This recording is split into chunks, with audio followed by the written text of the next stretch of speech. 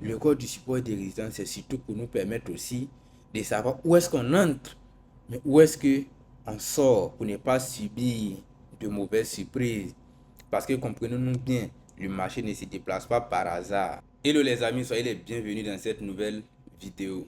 Alors nous continuons notre série de vidéos pour débutants. Et dans cet épisode, nous allons voir les supports résistance. Ok. Dans la vidéo précédente, nous avons introduit l'analyse du marché. Ok. Avec la théorie des taux. Et dans cette vidéo, nous allons voir les supports et résistances. Si vous n'avez pas encore rejoint la communauté Telegram, c'est le moment de le faire. Merci de laisser un petit pouce bleu, un commentaire si mes contenus vous apportent de la valeur. Et sans plus tarder, on va très vite entrer dans le vif du sujet. Alors, les supports et résistances, il faut savoir que nous allons voir deux catégories. Ok, nous allons voir les supports et résistances classiques. Et ensuite, nous allons voir ce qu'on appelle les demandes et supply zones. Dans cette vidéo, on va beaucoup se concentrer sur les supports et résistances classiques. Ok. Voilà, il y a une chose très importante dont on doit aborder avant même d'entrer dans les supports et résistances. Ok. La dernière fois, nous avons vu la théorie des taux. Nous avons dit que dans une tendance haussière, par exemple, nous avons le prix qui fait hein, des pics et des creux de plus en plus hauts. D'accord. Dans une tendance haussière, nous avons un truc comme ça. Et dans une tendance baissière, qu'est-ce qu'on avait? Eh bien, on avait un truc contraire. On avait un truc qui fait comme ça. Alors, ce que nous allons voir ici, avant même de voir les supports et résistances, parce que le marché ne se déplace pas à chaque fois de façon haussière ou même de façon baissière. Non, souvent il est haussier, il fait une transition vers une tendance baissière. Ok, souvent aussi il est baissier et à un moment il commence à faire un range. Voilà, il est extrêmement important que vous compreniez ces parties-là parce que cela va nous servir dans la construction de notre stratégie. Voilà. Donc, pour mieux illustrer ça, on va supprimer ça d'abord. Le prix est en train de monter. Ok. Donc là, il fait un creux qui sont de plus en plus haut. Un pic ici qui sont également de plus en plus haut. Maintenant, arrivé à un niveau, ok, il continue de faire les plus hauts. Hein. Il descend là, ok. Là, normalement, il devrait dépasser ce niveau pour continuer sa hausse, n'est-ce pas? Eh bien, on constate qu'il s'arrête quelque part ici. Au lieu de dépasser, cette fois-ci, il n'a pas dépassé. Et il revient, et il forme un creux qui est plus bas que ce creux-là. Est-ce que vous voyez? Normalement, il devrait former un creux qui est plus haut que ce creux, mais cette fois-ci, il forme un creux qui est plus bas que le creux précédent. Alors, là, on parle de Soch. Attends, je vais l'écrire rapidement, vous allez voir. Soch. Voilà. C'est en anglais, c'est une abréviation de change of character ou changement de tendance tout simplement. Voilà. Donc, lorsque vous voyez le prix monter, monter, monter, il fait des pics et des creux de plus en plus haut. Et à un moment, il vient faire un creux qui est plus bas que le creux précédent. Alors là, nous sommes potentiellement sur un retournement de marché. D'accord? Mais là, le retournement n'est pas encore effectif. Non. Pourquoi? La théorie des dos nous dit que nous avons des pics et des creux de plus en plus bas dans une tendance. Ok. Donc là, nous avons un pic. Ok. Et voici l'ancien creux ici qu'on vient de briser. Et ça, c'est le nouveau creux que le prix vient de créer. Ok. Ça, c'est le tout dernier creux. Maintenant, pour respecter la théorie des dos, que doit-il se passer? Eh bien, vu qu'on a déjà un haut ici, un pic ici, et qu'on a un creux qui est plus bas que ce creux précédent, il manque une chose pour que la théorie des taux soit complète. Il faut qu'il y ait un deuxième pic qui soit plus bas que ce pic-là. Ok? Parce que ce pic, il est encore à ce niveau. Donc, l'objectif du prix, ok, doit être de revenir ici pour créer un haut ou encore un pic qui sera plus bas que ce pic qu'il avait créé ici. Et une fois il parvient à former un pic ici qui est plus bas que ce pic, alors, et qui revient comme ça, ok. Voilà, donc là maintenant on a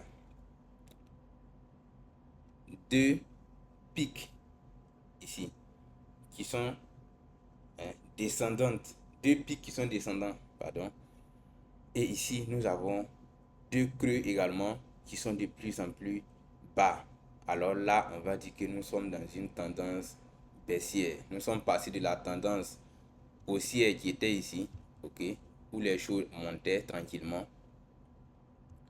jusqu'à ce que le prix quitte là-bas, ok, il ne parvient pas à monter ici et revienne briser, ok, ce dernier creux. Il vient briser ce niveau de creux là. Et là, nous avions un potentiel retournement de tendance. À ce stade, on l'appelle un soche. Maintenant, mais une fois qu'on est dans le soche, ça ne veut pas dire que le marché s'est retourné. Non, j'ai dit potentiellement. Pourquoi? Parce que la théorie du taux n'était pas encore totalement vérifiée. Mais une fois qu'il parvient à faire ce deuxième pic qui est plus bas que ce pic précédent et qui revient casser encore ce niveau, regardez, ce creux là, alors là, on est maintenant dans une tendance baissière effective. Voilà. À ce stade, tous les traders sont d'accord pour dire que la tendance, elle est baissière. Parce que regardez, la théorie des dos est vérifiée. Pic de plus en plus bas, creux de plus en plus bas. Voilà. Et une fois que la tendance est maintenant effective, ok, ce qui nous a permis de dire que la tendance effective, c'est ce qu'on appelle un BOS. Break of structure ou encore cassure de structure. Voilà, ça c'est en français. Mais on apprend les choses en anglais pour faciliter la compréhension pour tout le monde. Voilà, vous savez, le trading il est universel. Voilà pourquoi certains thèmes sont en anglais. Et ça, si vous le montrez à un anglophone, il comprendra. Vous le montrez à un francophone, vu qu'ils utilisent toujours les mêmes choses, ils comprendront. Donc, cette phase-là où le prix remonte, il fait un pic qui est plus bas que ce pic, hein, et ils reviennent casser ici, on appelle ça un BOS. Cette dernière cassure-là, ok, est appelée BOS, Break of Structure. Voilà. Donc si vous avez compris ça, on ne va pas entrer dans les détails maintenant. On va très vite avancer, ok, vers nos supports et résistances. Mais à la longue, nous allons revenir voir ce que nous avons vu ici pour nous aider à construire notre stratégie. Mais attention, ce n'est pas simplement dans une tendance haussière que cela peut se faire. C'est inversement pour une tendance baissière. Imaginons le prix continue de descendre comme ça. Il descend, il fait des pics et des creux de plus en plus bas, comme on le sait. Ça, c'est une tendance baissière. Et à un moment, il se retourne pour casser ce pic-là. Normalement, pour continuer la tendance baissière, il doit former un pic qui sera plus bas que ce pic. Mais là, lui, il vient former un pic qui est plus haut que ce pic, que ce dernier pic. Là, on a un soche. Ok, on va noter les choses ici encore. Il faut que vous compreniez bien les choses. Potentiellement un retournement, mais le retournement n'est pas encore effectif parce que nous avons un pic. Ok, un pic ici, un pic ici, deux pics qui sont de plus en plus hauts, mais nous n'avons qu'un bas d'abord. Ok, un creux ici. Donc, on va attendre si on a un deuxième creux qui parvient à se former ici, qui est plus haut que ce creux et qui remonte cassé ici. Alors là, on est effectivement totalement dans une tendance haussière. Et celui-là, la dernière cassure ici, c'est un BOS. Et c'est le BOS qui vient nous confirmer que, ok, on est totalement dans une tendance haussière. D'accord? Voilà.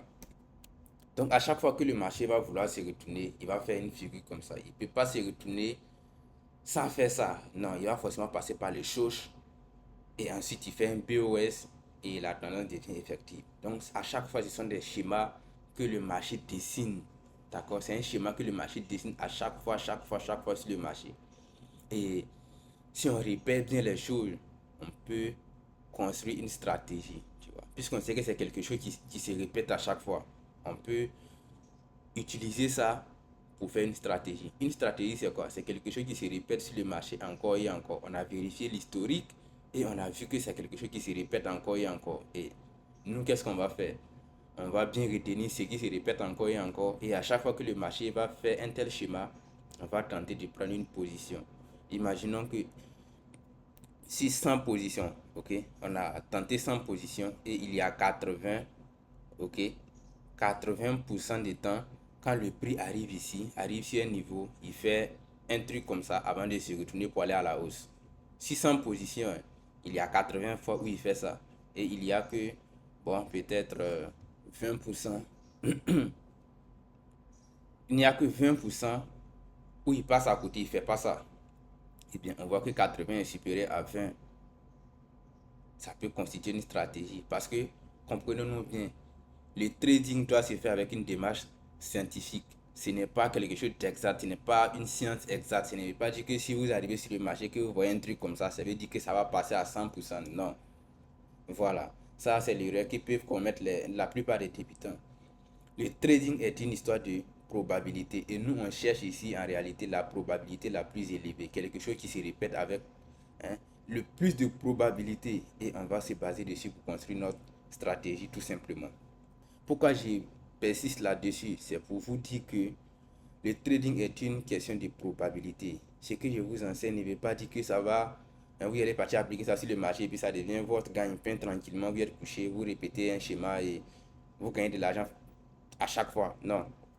Mais ça veut dire que si vous répétez 600 fois, vous allez probablement gagner 80 fois et perdre 20 fois. Et si vous perdez 20 fois et que vous gagnez 80 fois, il vous reste 60 de bénéfices, n'est-ce pas?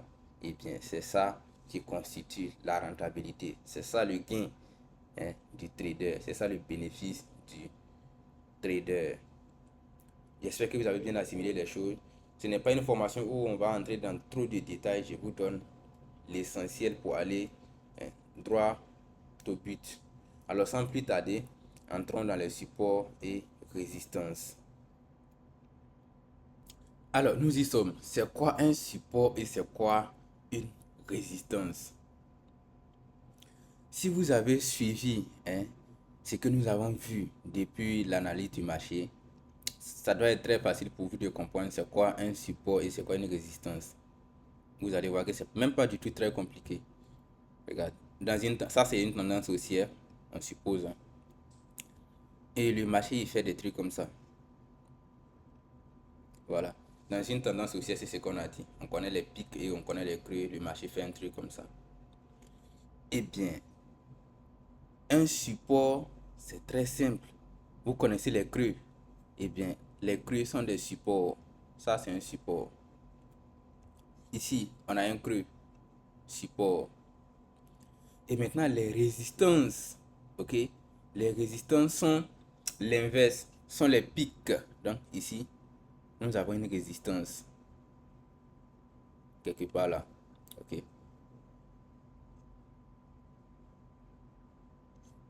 Ici, nous avons une résistance.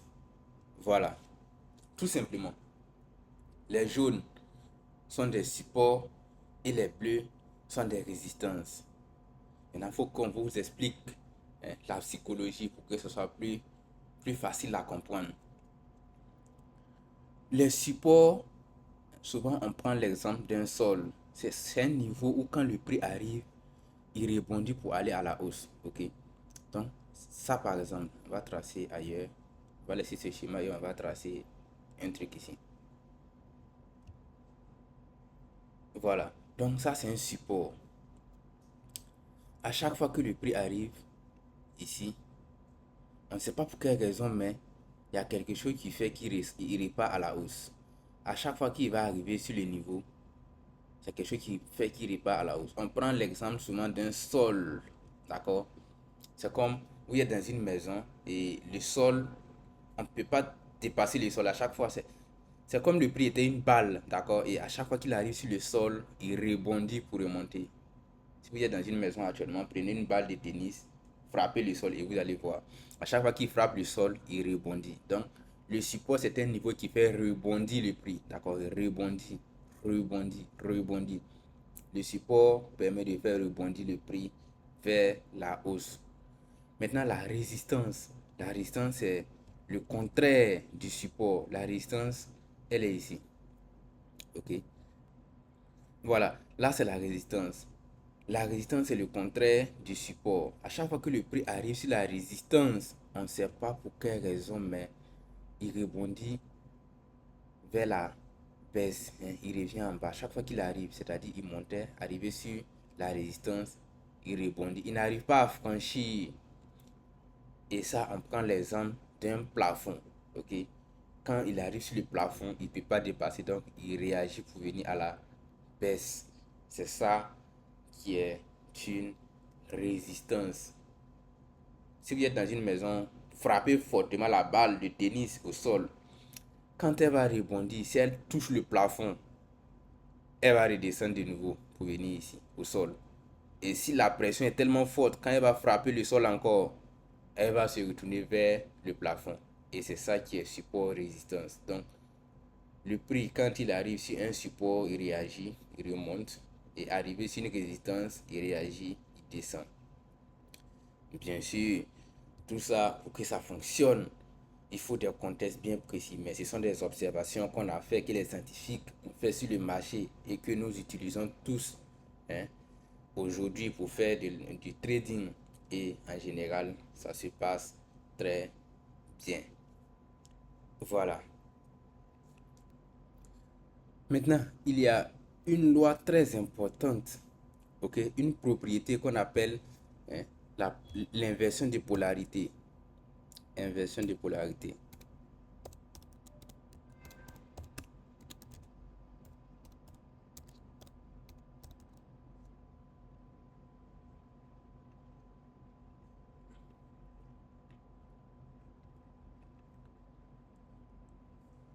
L'inversion de polarité est un principe, hein, est une propriété de support et résistance. D'accord?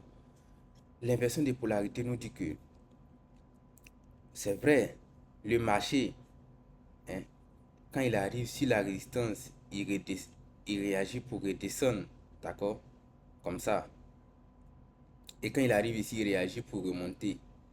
Mais s'il parvient à franchir une résistance comme ça, il y a de très fortes probabilités que cette résistance-là devienne support. Donc, la prochaine fois que le prix va revenir, il se peut qu'il ne descende plus bas, mais qu'il s'arrête ici pour avoir un support.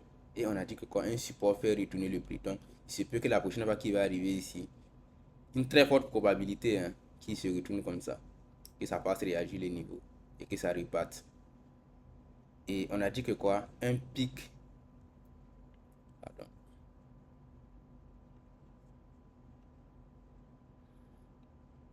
On a dit que quoi? Un pic, c'était en réalité une résistance. Donc là, on a une résistance. Ok?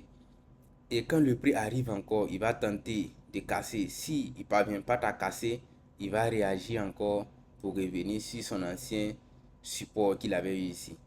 Et s'il parvient à se retourner, il va revenir, il va tester, il va tenter. S'il parvient à casser de nouveau, la prochaine fois, il y a de très fortes chances que le prix s'arrête sur ce niveau avant de continuer. Et à chaque fois qu'il fait ça, regarde ce que ça forme dans l'ensemble. Ça forme une tendance haussière. Est-ce que vous voyez? C'est vrai que c'est pas, ça va pas être, hein, au millimètre près, mais vous voyez que dans l'ensemble, on est en train de monter. Ok? Et inversement ici, ok, dans une tendance baissière, ok, imaginons que le prix, hein, il quitte ici, il vient comme ça. Là, il ne parvient pas à franchir le support. Il remonte sur la résistance. Il revient. Et cette fois-ci, il parvient à briser le support. Il y a de très fortes chances que la prochaine fois qu'il va revenir, il s'arrête sur l'ancien support pour se retourner. Donc cette fois-ci, l'ancien support va jouer le rôle de résistance. On a dit que la résistance est quelque chose qui appuie le prix pour le faire descendre. Donc ici, on a de fortes chances que l'ancien support ok, devient une résistance pour faire ramener le prix ici. Et comme ici, ok, on a dit que quoi, quand le prix descend et qu'il se retourne, ce niveau-là, l'ancien creux est un support. Ok, donc quand le prix va revenir ici de nouveau, il va tenter de se retourner puisque c'est un support qui a tendance à faire retourner le prix. Donc, si le support parvient à le faire retourner, eh bien, il va retourner sur la résistance. Mais si le support ne parvient pas, il va continuer. Et la prochaine fois, il y a encore beaucoup de chances que quand il va revenir, il s'arrête encore ici, sur cette résistance-là, et continue sa chute. Et dans l'ensemble, à force de respecter le support et résistance, vous voyez qu'on forme une tendance baissière. Regardez, quand on met ensemble les pics, vous voyez que on descend. Voyez-vous? Voilà. Ça, c'est ce qu'on appelle inversion de polarité. Et ce que je viens de vous enseigner là, ce sont les supports et résistances horizontales. Tu vois, les barres à droite que j'ai tracées comme ça, c'est ce qu'on appelle support et résistance horizontale. Mais il y a des supports et résistances obliques. Ok? Les supports et résistances obliques, c'est ce que j'ai tracé ici en jaune. Ça, cette ligne-là. La ligne de tendance est aussi un support et résistance. Mais on l'appelle oblique. Pourquoi? Parce qu'il n'est pas horizontal, il n'est pas plat, il n'est pas sur un prix. Lui, il est penché comme ça. C'est pour ça qu'on l'appelle oblique. Voilà.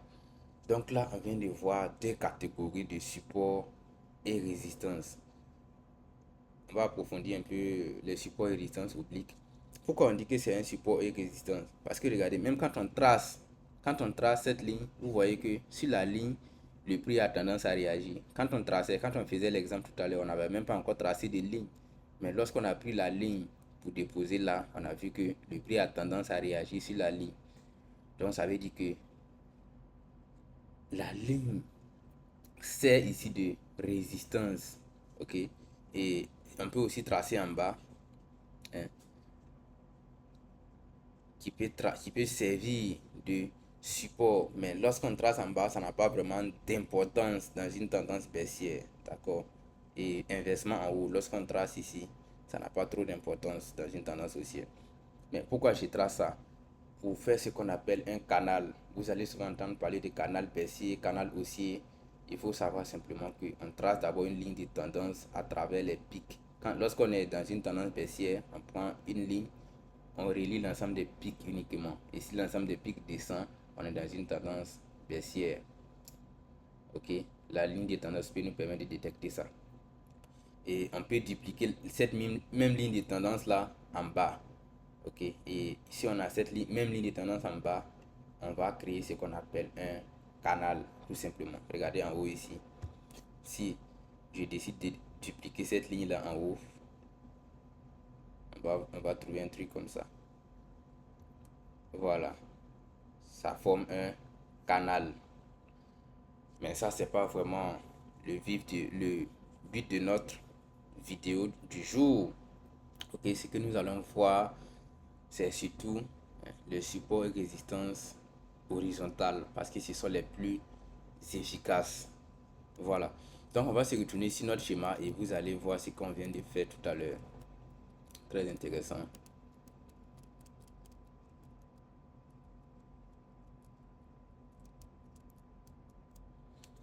Voilà. Donc, tout à l'heure, on a vu, hein, l'inversion de polarité. Et c'est ce qu'on va tenter de reproduire ici. Regardez. Ici, on a le prix qui monte, qui monte, qui monte. Et ici, il s'arrête, il descend. Supposons qu'on n'avait pas encore tracé de ligne bleue, hein, ok? Mais il s'arrête ici, il descend. Et on a dit que l'ensemble des pics étaient des résistances, ok? Donc là, quand il est arrivé ici, il a formé une résistance. Puis s'il s'est retourné ici, supposons que c'est la première fois que le prix arrive, il fait un truc comme ça. Ce niveau, ok? On projette juste une droite comme ça et c'est une résistance. Voilà.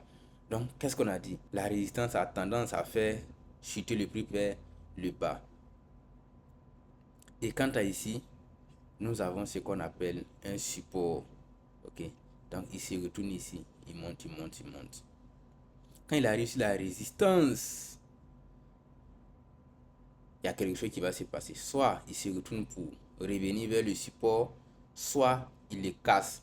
Et qu'est-ce qu'on a dit? S'il le casse comme ça, comme il a fait ici, il y a de très fortes chances qu'à son retour, cette même résistance qui avait servi autrefois de résistance devienne support. Et quand il revenait, on voit qu'il s'est arrêté sur cette même ligne, ok, pour faire un support. Cette ligne a servi de support et il s'est retourné.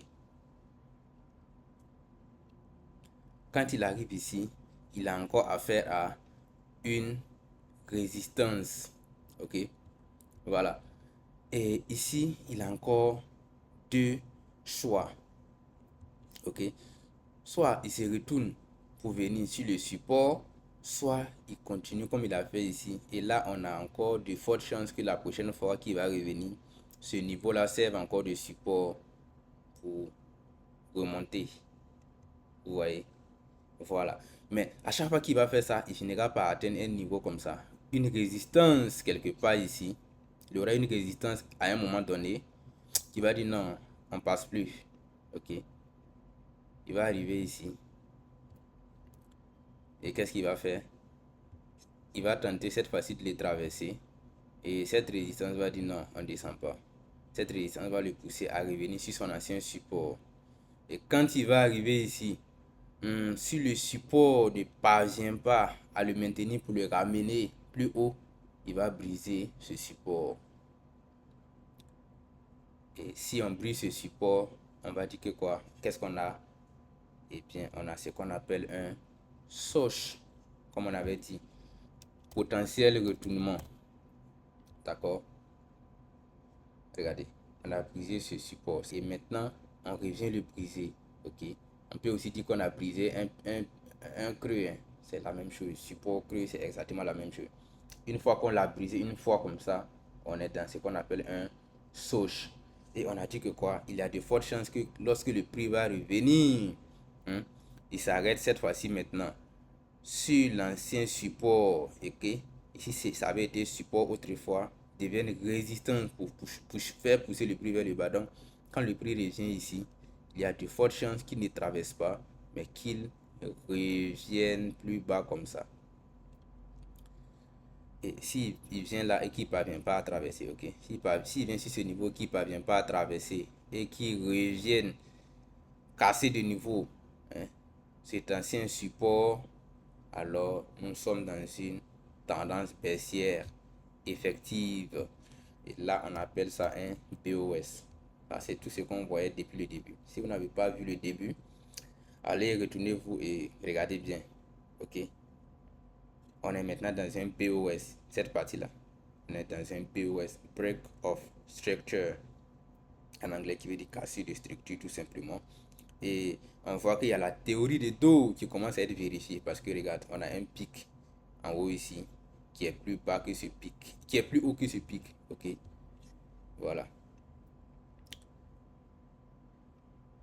Et on a dit que dans une tendance baissière, qu'est-ce qu'on a? On a des pics de plus en plus bas et des bas, des creux. Désolé, ainsi à chaque fois il dit bas, comprenez qu'il s'agit de creux. Ok, nous avons un creux ici, qui sont de plus en plus bas. On a au moins deux creux, regardez. Quand on trace, on a deux creux. Et on voit que les creux descendent. Ici aussi, quand on trace les pics, on voit que les pics descendent.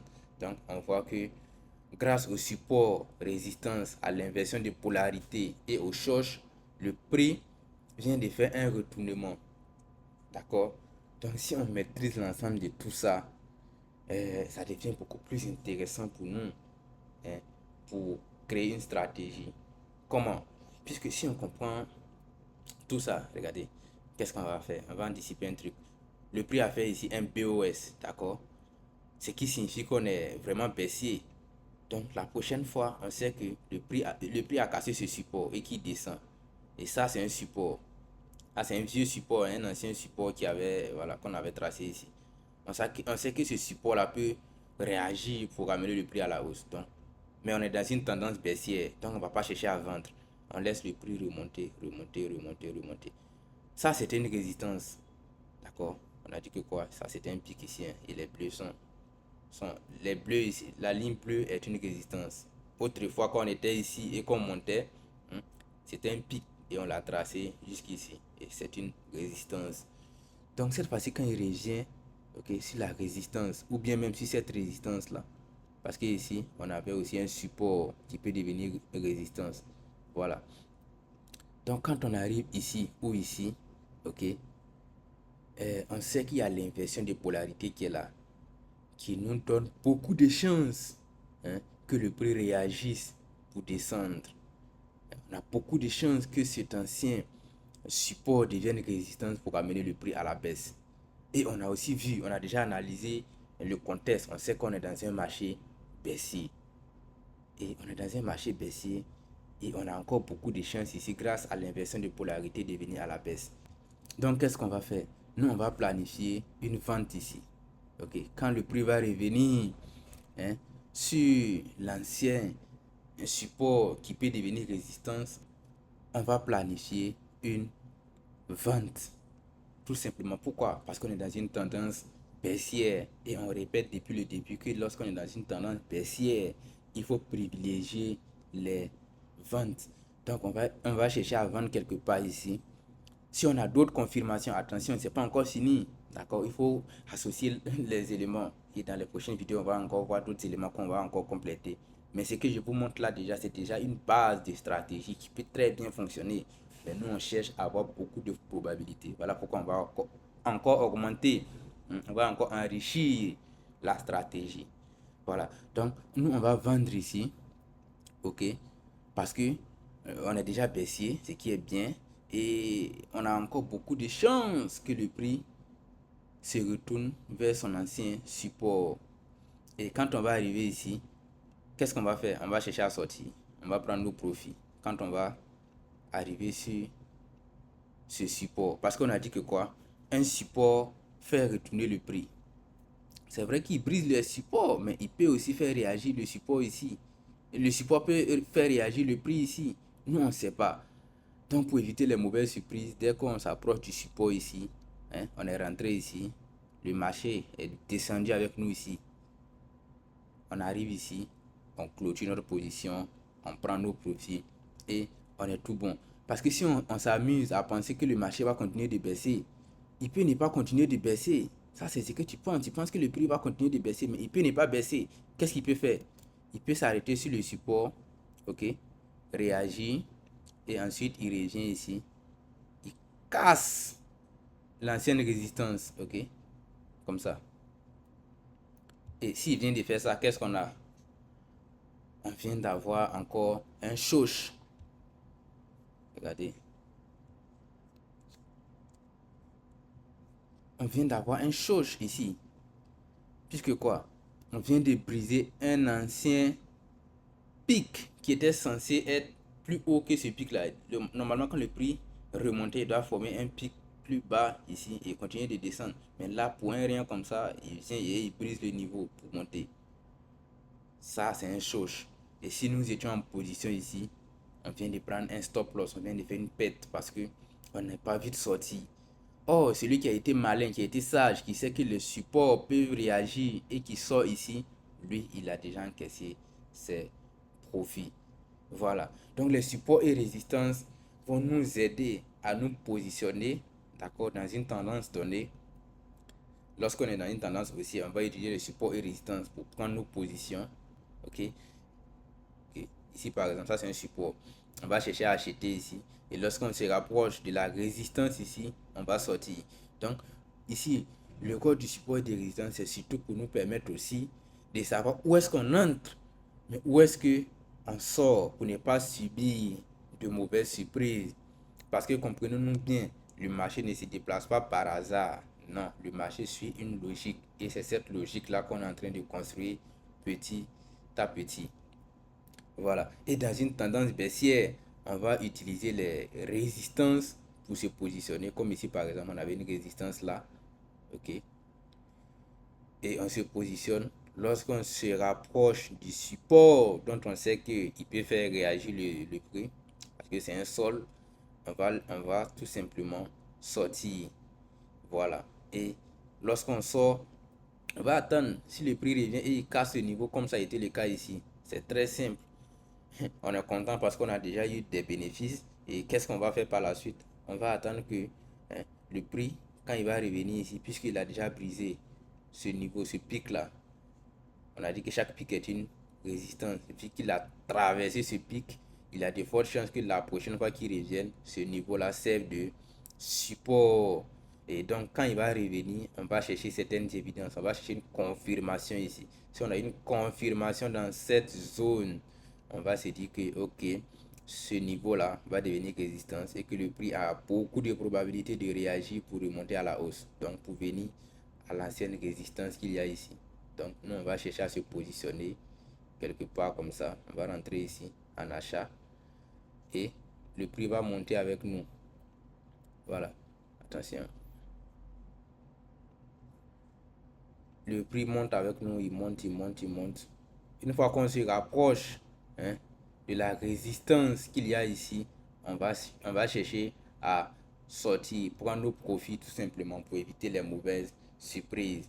Et quand il arrive, s'il parvient à traverser, ok, c'est très bien. Nous, on est déjà sorti, on a déjà encaissé des profits.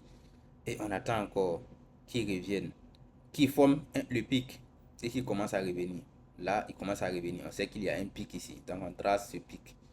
On laisse le prix revenir. On sait que cette résistance qu'on a cassée peut encore devenir résistance. Donc, quand le prix arrive ici, on va chercher une confirmation. Si on a une confirmation qu'effectivement ici va réellement être là où il va s'arrêter pour former son creux qui est plus bas que ce creux précédent.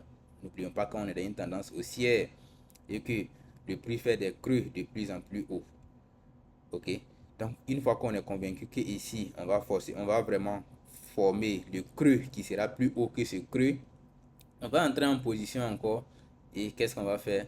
Une fois qu'on entre en position, on est dedans, on est dedans, on est dedans. Une fois qu'on se rapproche de la résistance, on prend nos profits, on sort et on laisse le prix faire ce qu'il veut. Le prix peut casser et on fait le même scénario. Ou bien, cette fois-ci, la résistance peut être tellement fort qu'on le casse ici, qu'il le ramène ici, pour venir briser ce creux qui nous avait servi à entrer. La résistance peut revenir briser ce creux. Et s'il revient briser ce creux, qu'est-ce qu'on a? On a encore le shosh. Je ne sais pas si vous voyez. C'est très simple. D'accord? Là encore, on a notre shosh. Ok? Et on va attendre tout simplement que, voilà, potentiellement, le prix, il revienne encore sur l'ancien support ici. Ok? Puisque ici, c'était un support. D'accord? Le creux était un support qu'on a tracé. Si on a des évidences ici, ok, on va vendre, puisque quoi, la théorie du dos commence à être respectée. On a déjà deux creux qui sont de plus en plus bas. Ici, on a un pic. Ici, on a un pic et on va anticiper que le deuxième pic sera ici. Et si on a une confirmation que le deuxième pic va vraiment être ici, on va vendre encore et on va viser l'ancien support. Arrivé au niveau de l'ancien support, attention, on peut perdre. Le marché peut se retourner. C'est vrai qu'il peut descendre, mais toi, tu ne maîtrises pas le marché. Le marché n'est pas obligé de faire ce que toi, tu veux. Le marché fait ce qu'il veut. Donc, ce que toi, tu dois faire, c'est être prudent, prendre tes précautions. D'accord? Je pense que la vidéo fait déjà très long. On va s'arrêter là pour ne pas embrouiller trop votre cerveau. Revenez encore sur la vidéo, regardez encore et encore, pratiquez vous-même. Ça, c'est l'exercice que je vous donne jusqu'à la sortie de la prochaine vidéo. Tracez 10 résistances, tracez 10 supports, détectez 10 choses, c'est-à-dire le marché qui arrive ici des niveaux et il commence à faire des trucs comme ça. Vous connaissez c'est quoi une chose, d'accord? Et détectez aussi 10 BOS. C'est pas fini. Détectez également 10 supports qui deviennent résistance et 10 résistances qui deviennent support. Si vous n'avez pas compris les choses, revenez en arrière, écoutez bien la vidéo et pratiquez vous-même. Essayez d'utiliser les lignes de tendance La ligne de tendance dans une tendance baissière, on la mesure seulement sur les pics. On la trace simplement sur les pics. Et lorsqu'on est dans une tendance haussière, on trace uniquement sur les creux. Ça, c'est pour une tendance haussière. Dans une tendance baissière, c'est uniquement sur les pics qu'on va tracer. Voilà. Il faut savoir que le trading, c'est la pratique. Si vous voulez progresser vite, hein, mettez-vous en pratique. Parce que ça a l'air simple ce que je vous explique. Vous allez vous dire que mais c'est trop facile tout ça. Mais c'est parce que j'ai quand même de l'expérience. Sinon, la pratique, ça peut vraiment être un peu plus complexe. Voilà. Mais avant de vous laisser, on va aller très rapidement voir quelques exemples, hein, sur le marché. Voilà, je ne vais pas vous laisser comme ça. Il faut qu'on voie ce que tout cela représente sur le marché très rapidement. Voilà, donc là, nous sommes sur le graphique de l'euro USD, d'accord? Euro-dollar. Nous sommes en daily.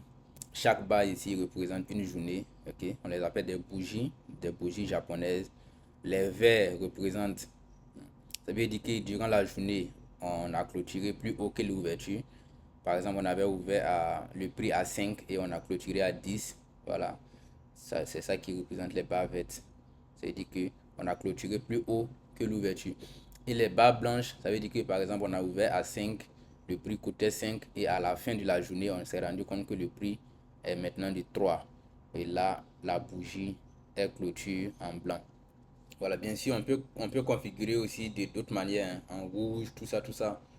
Si vous ne savez pas comment configurer, il y a une playlist spéciale configuration où je vous apprends à configurer votre TradingView exactement comme moi. Vous pouvez avoir exactement mon graphique sur le vôtre ou bien tel que vous voulez, ça dépend de vous.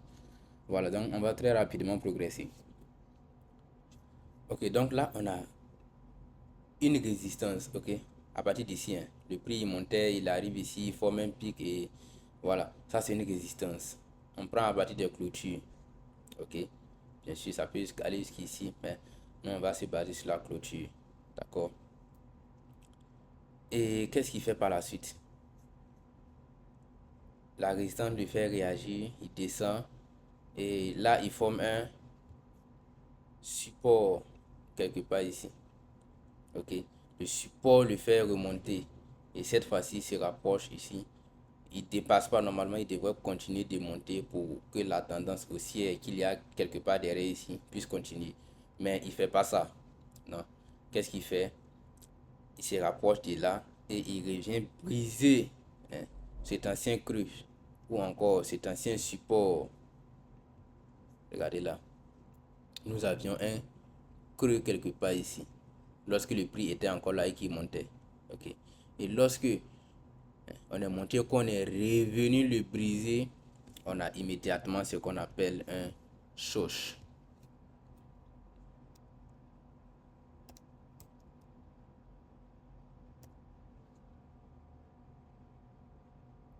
Voilà, donc on a un soche ici. Potentiellement le prix va, hein, va se retourner, mais c'est pas encore fini parce qu'à un moment le prix était encore ici tout simplement, ok. Et on a notre chose, on attend, mais on sait que quoi, hein, selon ce qu'on a appris, on sait que cet ancien support là, ok, que le prix est venu casser, ou encore cet ancien creux que le prix est venu casser, peut prochainement peut devenir une résistance qui va faire chuter le prix vers le bas. Et qu'est-ce que le prix fait? Quand il est descendu, il s'est arrêté ici, ok. Il s'est arrêté là, c'est-à-dire il quitte ici. Il vient briser l'ancien niveau, il s'arrête là et il remonte, il remonte, il remonte. Il arrive sur notre zone de résistance. Il fait des mèches, tente de monter, bon, et il réagit pour revenir casser l'ancien creux encore, parce qu'ici on avait encore un creux, hein, ou encore un support. Là, on va tracer encore un support. Voilà. Mais nous, on savait que, hein, grâce à la théorie de l'inversion de polarité, on savait que quelque part sur cette zone-là, sur l'ancien support qui peut réunir résistance, on peut vendre. Donc, si on allait vendre, qu'est-ce qu'on allait faire?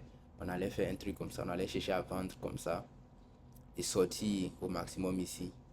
Mettre un stop loss quelque part derrière, comme ça, et on est tout bon. D'accord? Si on avait pris une position, on était en gain. Parce que le prix il est venu sur l'ancien support qui peut devenir résistance. Il est exécuté. Il n'a pas dépassé ce niveau.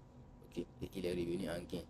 Voilà. Une fois que le prix arrive, s'approche de cette ligne, ce support, on sait que voilà, on peut réagir pour remonter. Donc pour éviter les regrets, on va sortir tout simplement.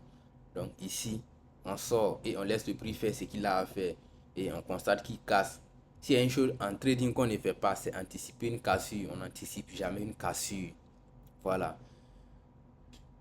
On laisse le prix casser et on prend une décision. Et nous, on a déjà clôturé notre position. On laisse le prix descendre.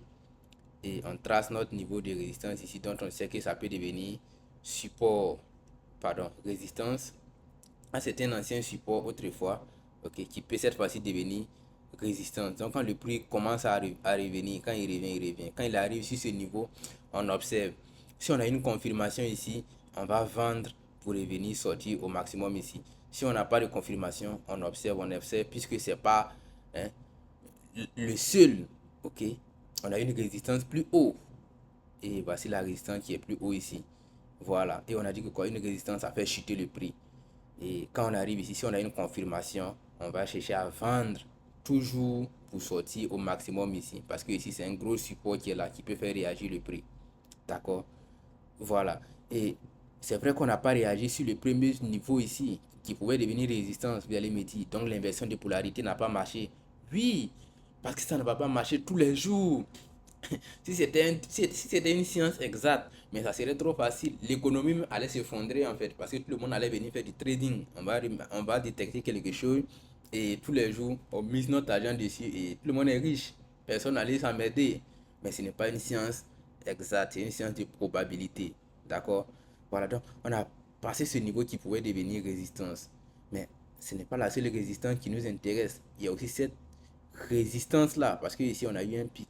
Ok, n'oublions pas que quand le prix est arrivé ici, qu'il a commencé à descendre, ok, ce niveau c'est un pic. Donc, jusqu'à ce pic, on peut toujours avoir une confirmation.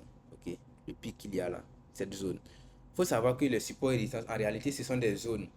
C'est parce que, voilà, c'est une vidéo et que vous êtes encore débutant que je trace des lignes. Sinon, le support et résistance, en réalité, c'est une zone comme ça. C'est pas un niveau exact, c'est pas un niveau précis où le prix doit venir toucher, non. C'est un niveau comme ça. Voilà. Donc, quand tu veux tracer un support, une résistance, il faut tracer ça un peu plus large. Il ne faut pas faire ça à travers des lignes. Voilà pourquoi à chaque fois j'utilise des lignes pour mieux vous illustrer les choses. J'utilise le carré ici, voilà, pour mieux vous illustrer les choses. Donc, on sait que selon la théorie du dos, le prix doit faire des creux et des pics de plus en plus bas. Ici, on avait un pic qui est plus bas que ce pic. On sait que la prochaine fois que le prix va venir, il a des chances de former un pic qui sera plus bas que ce pic. Ok? Donc s'il vient sur ce niveau et qu'il nous donne une confirmation qu'il va former un pic plus bas ici, et bien on va prendre une position puisqu'on est dans une tendance baissière. Hein, on est convaincu que on va venir faire un pic, un creux plus bas qu'ici. Parce que si on parvient à former, d'accord, un pic ici, quand le prix remontait, s'il parvient à former réellement son pic ici, qui est plus haut, qui est plus bas que ce pic, eh bien, ce qui suit selon la théorie de dos, c'est quoi? C'est pour aller former un creux qui sera plus bas que ce creux.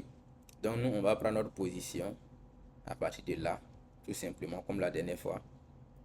Et on va sortir en bas ici. On va mettre un stop loss quelque part ici. Et on va sortir ici. Mais attention, c'est vrai, on a dit que selon la théorie des dos, on va former un pic, un creux plus bas que le creux précédent. Donc comme ça, on peut être tenté de mettre notre stop loss comme ça en espérant que le prix vienne ici. Mais je vous ai dit quoi?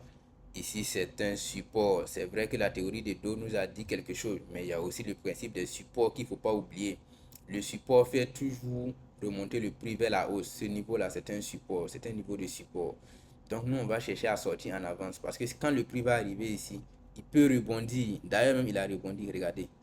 Vous voyez les bougies vertes là, indiquent que le prix a réagi. Regardez. Lorsque le prix est quitté, on a vendu et qu'il est arrivé ici, sur ce niveau de support, il a commencé à remonter. C'est-à-dire, si on était en bénéfice, notre bénéfice commence à diminuer, diminuer, diminuer, diminuer, diminuer. Et pour finalement, il revient cassé. Ce qu'on attendait. Mais pour éviter cette souffrance, hein, parce que cette fois-ci, ça s'est bien passé. C'est vrai que voilà, il s'est retourné, il n'y a pas de problème. Mais il y a des fois où il va s'arrêter tout simplement et revenir briser ici. S'il revient briser ici, toi, ton stop loss a été fracassé. Tu viens de faire une perte. Tandis que notre ami qui n'a pas été gourmand, hein, lui s'est contenté juste, il comprend le principe de support et résistance. Lui, il a mis son take profit quelque part ici. Ok. Et il a eu du 1 pour 2. Voici ça. Ok. 2,34 de récompense. Et qu'est-ce qu'il fait par la suite? Eh bien, on va supprimer tout ça. Ça devient un peu de désordre. Ok. Donc, quand il parvient à avoir ses bénéfices quelque part ici, il va attendre tout simplement que le prix casse encore ce support. Et une fois qu'on casse ce support, il va tracer ce support là comme ça, qui peut devenir résistance. Et il va tracer la vraie résistance même ici. Ok. Et il attend, le prix descend. Ok. Il fait tout ce qu'il veut. Il commence à remonter. Quand il commence à remonter, il revient encore et il trace ce niveau. Ça va le servir, hein, pour sortir la prochaine fois encore, pour prendre ses profits, pour ne pas être victime comme les autres fois. D'accord? Comme notre ami voilà, qui s'est fait avoir. Donc le prix vient là, il dépasse le premier niveau. Donc l'inversion de polarité n'a pas été respectée. Il monte, il monte. Il se rapproche, hein, de cette résistance, cette vraie résistance qu'il y a ici. Et là, la résistance lui fait chuter. Donc si on a une confirmation ici, si on a une évidence que la résistance pourra le faire chuter, on va encore prendre une nouvelle position à la vente. Ok, comme ça. Et lorsqu'on se rapproche, hein, du support ici, puisqu'on sait que le support ça fait réagir, on va sortir et là on prend un risque reward de 1 pour 3,13. D'accord? Voilà, tout simplement. Et on va attendre, on va laisser le prix casser ce niveau et on reprend le même scénario. Mais regardez ici, imaginons qu'on avait mis notre stop loss ici, notre take profit ici, pardon. Ok, et on attendait que le prix, hein, continue de faire des, voilà, puisque selon la théorie de dos, on doit faire des creux de plus en plus bas. Donc on va se dire que le prix va casser ce niveau. Mais ce n'est pas tout le temps qu'il va casser. Regarde ce que le prix a fait ici.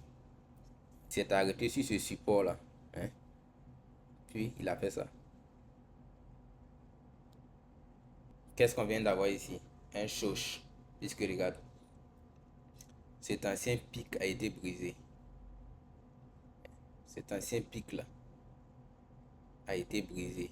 Le prix, au lieu de continuer sa baisse, vient de faire quelque chose qui invalide, hein, la tendance baissière. Donc là, on est potentiellement dans une tendance haussière.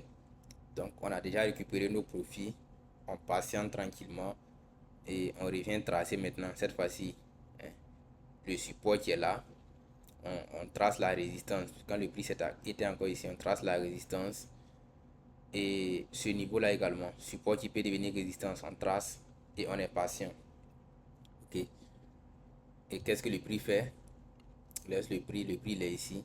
Quand il revient sur le support qui peut devenir résistance, on observe. Si on a une confirmation, c'est ici qu'on va faire notre achat pour remonter, pour sortir ici.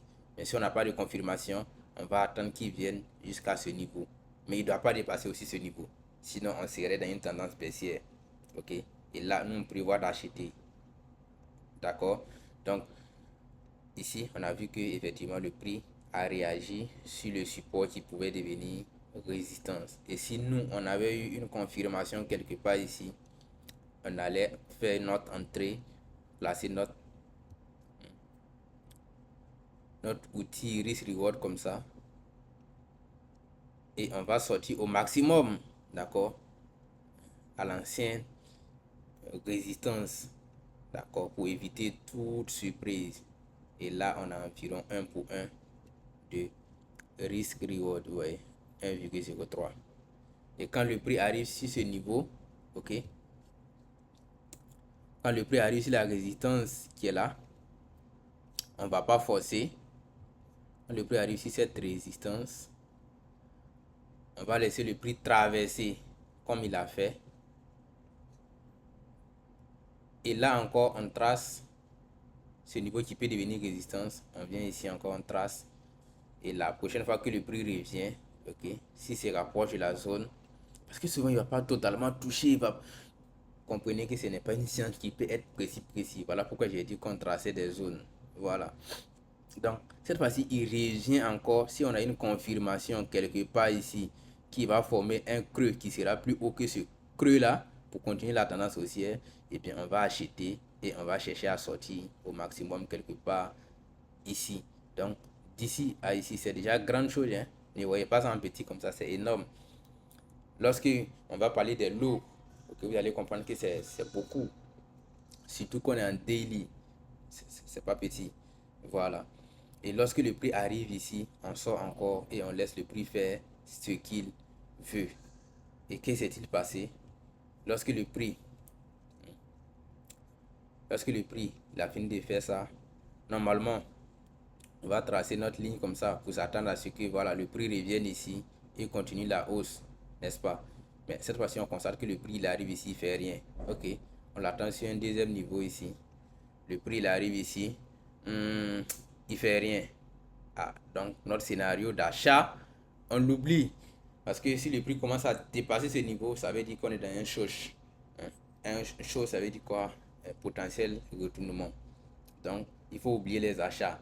Et on patiente, le prix finit de briser comme ça ici. Okay. Quand le prix brise, alors là, ce niveau-là, on va chercher maintenant à faire des ventes. Puisque on a déjà un creux ici qui est plus haut que ce creux là, donc ce creux sera plus bas que ce creux et on a un pic ici. Ok, on va anticiper que la prochaine fois le pic sera plus bas que ce pic pour continuer la tendance baissière. Donc on trace aussi cette ligne. Ok, et on attend le prix remonte. Il arrive d'abord sur le premier niveau ici où le support peut devenir résistance, hein. Et là, il ne fait rien, il n'y a pas de problème, on le laisse, il monte. Il arrive sur la vraie résistance ici, hein, qui pouvait le faire chuter. Et là, on voit que le prix n'a pas envie de chuter. Il traverse. Alors là, on oublie encore notre scénario de vente. D'accord? Voilà pourquoi il faut avoir une confirmation. Imaginez quelqu'un qui, voilà, parce qu'il a vu qu'on a cassé ici, il se met à vendre n'importe comment. Et bien là, il vient de faire une perte. Donc il faut attendre une confirmation. D'accord? Voilà. Donc imaginons que le prix il arrive ici, hein, on attendait une confirmation, on n'a pas eu la confirmation et le prix nous casse et il continue comme ça. Et bien, notre scénario change. On va commencer à privilégier les achats. Pourquoi? Parce que le prix vient de casser le précédent pic ici. Et là, on va tracer ça comme ça. On va tracer ce niveau ici, qui va potentiellement être une résistance cassée, hein, qui va devenir un support. Et on trace aussi cette ligne en bas ici. Donc, on a deux lignes. Ok. Donc, le prix, il monte. Ok. Il fait son niveau ici, son pic là. On trace aussi ce pic. Parce que si on parvient à avoir une opportunité d'achat, jusqu'à là, on doit sortir pour éviter les mauvaises surprises. Voilà. Donc, on laisse tout simplement le prix. Il commence à descendre. Ok, il descend. Il arrive sur cette résistance cassée qui peut devenir support selon l'inversion de polarité. Et si on a une confirmation ici, ok, on va acheter pour revenir au maximum ici. D'accord? Voilà. Donc ici, qu'est-ce qu'on a eu? On a vu que le prix n'est pas arrivé totalement ici. Ok? Mais ce n'est pas bien grave. Regarde ce qu'on a eu ici. Imaginons qu'on avait eu une confirmation et qu'on parvenait à avoir une entrée dans cette zone. Si on parvenait à entrer ici et que notre stop loss était quelque part derrière ici, rien que ce qu'on a eu ici, ça fait 1,5% de risk reward. Et ce n'est pas petit du tout. C'est énorme. D'accord? Maintenant, ici, il y a quand même une raison intéressante pour laquelle le prix s'est retourné. On va voir ça dans des prochaines vidéos. Ok, mais concentrez-vous sur l'essentiel. Si on ne va pas embrouiller votre cerveau ici. D'accord? Voilà. Et ici, on voit que le prix ne continue pas sa tendance haussière et revient. Il brise de nouveau. D'accord? Ça.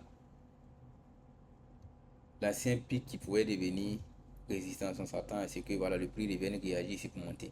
Mais là, on voit que le creux ici a été brisé. Donc là, on est encore dans le cadre d'un choc et on va anticiper encore que le marché va potentiellement continuer de descendre et on va venir tracer cette ligne là comme ça. Ok, un support qui peut devenir résistance la prochaine fois, comme ça, ou encore arriver quelque part ici. Voilà, et on va faire notre achat pour revenir ici. Mais tout ça, on va laisser le prix nous le dire. C'est après que le prix ait fait les choses qu'on peut se décider. On va pas voir parce que le prix a cassé ici comme ça et tout de suite chercher à vendre. Non, lorsque le prix va venir, on va chercher une confirmation. Et une fois qu'on a notre confirmation, on est tout bon. On peut prendre notre position. Alors, la vidéo est assez longue. Ça sera tout pour cette vidéo. Dans les prochaines vidéos, nous allons voir les techniques de confirmation. D'accord? Voilà. Maintenant que vous avez comme une idée de comment le prix se déplace, on va apprendre les techniques pour confirmer.